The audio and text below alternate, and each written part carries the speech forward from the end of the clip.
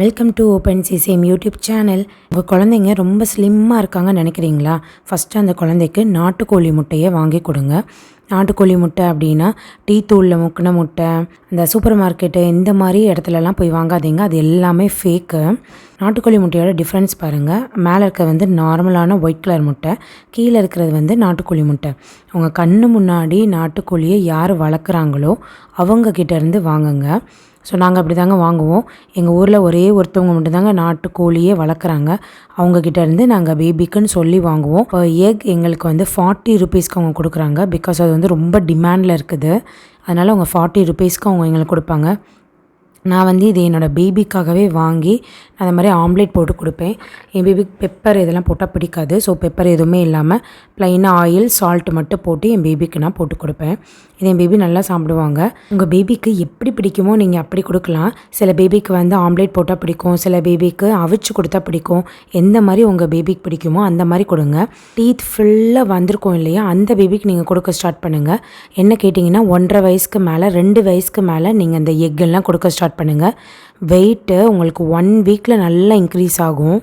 நாட்டுக்கோழி முட்டை இவ்வளோ சின்னதாக இருக்குது, இதில் எப்படி இவ்வளோ சத்து இருக்குது அப்படின்லாம் யோசிக்காதீங்க. நார்மல் முட்டை பெருசாக இருந்தாலும் சத்து கம்மி, நாட்டுக்கோழி முட்டை சின்னதாக இருந்தாலும் சத்து இதில் தாங்க அதிகமாக இருக்குது. உங்கள் பேபிக்கு நீங்கள் கொடுக்க ஸ்டார்ட் பண்ணதுக்கப்புறமா பேபி நல்லா ஆக்டிவாக இருப்பாங்க, நல்லா தூங்குவாங்க, வெயிட் நல்லா இன்க்ரீஸ் ஆகும். அதெல்லாம் நீங்கள் பார்த்ததுக்கப்புறமா சொல்லுங்கள். நாட்டுக்கோழி முட்டையை கொடுக்கறதுனால இருக்கிற பெனிஃபிட்ஸ்: நம்பர் 1, விட்டமின் B12 இந்த நாட்டுக்கோழி முட்டையில் அதிகமாக இருக்குது. அது உங்கள் குழந்தையோட கண்ணுக்கு ரொம்ப நல்லது. நம்பர் 2, இதில் குட் கொலஸ்ட்ரால் தான் இருக்குது, அதாவது நல்ல கொழுப்பு சத்து தான் இருக்குது. ஸோ நீங்கள் இதை தாராளமாக கொடுக்கலாம் குழந்தைக்கு.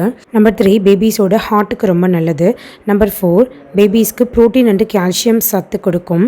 நம்பர் 5, உங்கள் பேபிஸோட போனையும் மசில்ஸையும் ரொம்ப ஸ்ட்ரென்தன் பண்ணும். நம்பர் 6, இம்யூனிட்டியை டெவலப்மெண்ட் பண்ணும். நம்பர் 7, பிரைன் டெவலப்மெண்ட்டுக்கு ரொம்ப நல்லது. நம்பர் 8, டெய்லி நீங்கள் ஒரு முட்டை மட்டும் கொடுங்க உங்கள் பேபிக்கு. வீக்லி 4 to 5 எக் மட்டும் கொடுங்க போதும்.